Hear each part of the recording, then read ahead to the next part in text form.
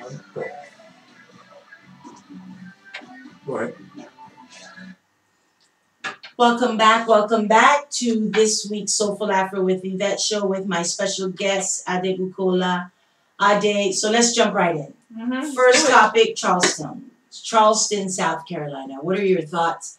I mean, we have so many thoughts on it, but first and foremost, out the gate, this was a terrorist, hateful attack. Let's just name it. And it's been striking how we have seen in the media this massive avoidance to name what it was. I mean, what are your thoughts on that?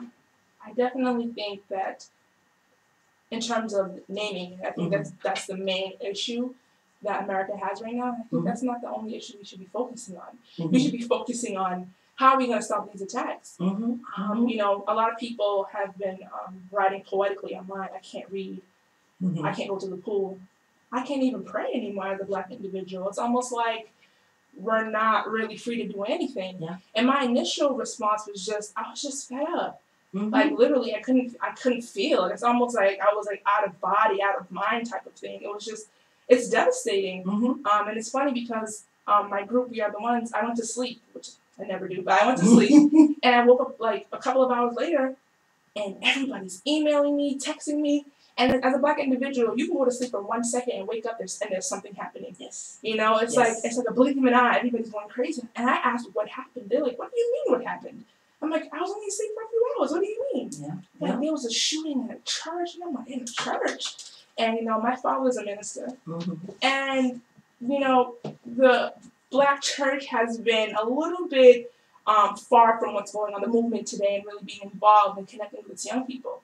But now they've been attacked, and now they're like, like they're like, I think we should arm ourselves. It was devastating. There's really no, I mean, a lot of people, you know, the Black intellectuals are speaking, all the poets, singers, everybody that has a talent is speaking in their own way, but there's no intellectuality about this. Like, this is just pure evil. Really. You don't need to be the analytical and trying to, and how quickly we go to the mental health. No. Let's break this down. He went into an historical Black church that has a history of being burnt down and attacked in the past, with a pastor the current pastor that was very controversial in speaking up against specific issues. He goes in and sits with these people, these bright light from a range of ages, for an hour. An hour. He sat with them for an hour before he turns around and says, "You have to go. Black people are taking over. You're raping our women." You know, so to say that this wasn't a terrorist, hateful, evil attack, it's like, okay, he knew exactly where he was going.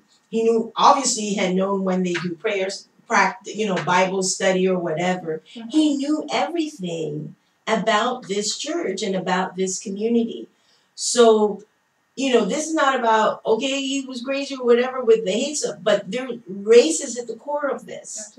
Race is at the core. We are in a position, you know, I put a quote by James Baldwin that, you know, we may not change everything, but we can't change it if we don't face it. And we need to face the fact that racism is alive and kicking. You know, like the president's speech, he was like, "I'm tired of doing these press conferences after these horrific incidents," you know.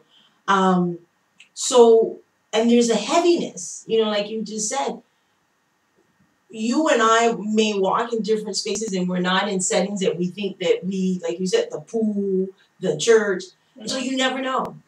You never know. You're not walking out thinking, "I am in a space where this is not going to affect me." You do not know. You know.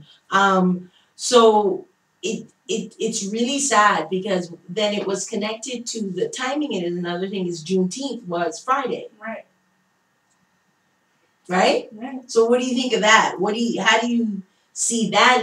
And we're talking about we don't feel, and then we were celebrating the next day this happens, the emancipation and the freedom of slaves. you know, I was at a Juneteenth event in the city of Boston yesterday, Franklin Park. Yes. And I was there, and I was still devastated. And I'm just like, I don't know if it's just me.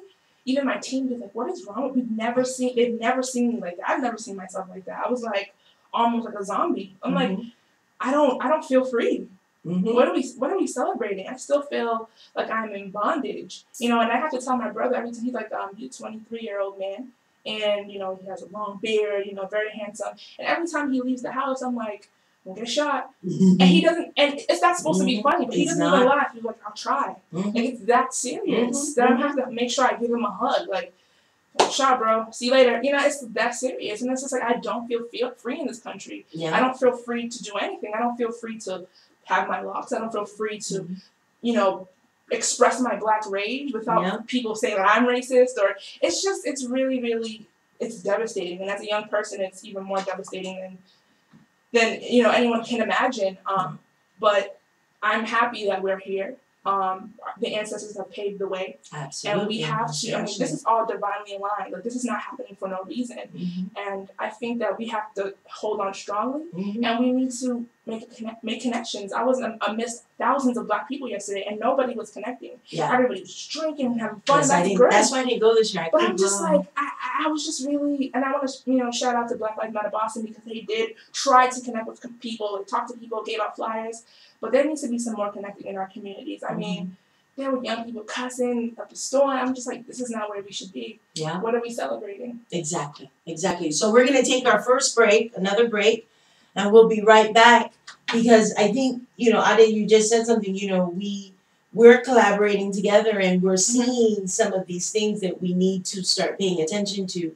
And it's hard to celebrate right now. There needs to be a shift, not only in the outside society, but also within our own community. Right. Just because it's not happening to us, and I felt like that was an attack on me. Right. I had felt that the attack on Michael Brown, it's all about still me, because I walk with the color of skin that they do. Right. And although you know, your family's background is Nigerian, mine, I'm from Panama, still, and we're going to talk about the Dominican Republic, it's still a black race issue. So we'll be right back.